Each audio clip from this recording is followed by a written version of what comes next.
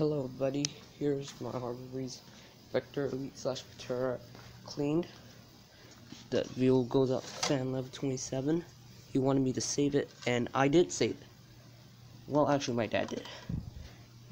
He don't let me have it, but so have the whole fan cleaned up.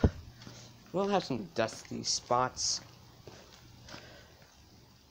Well, I could just use the brush. Use the down rod.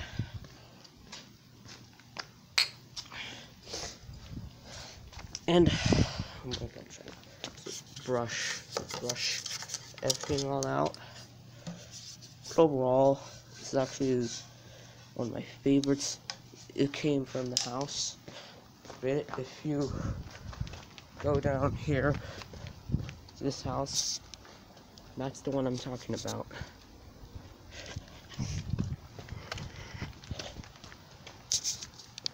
So it's just the blades.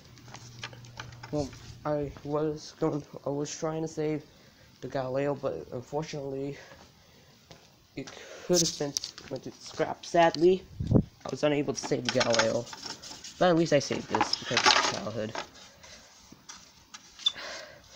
And yes, also note, I do have the blades for this note.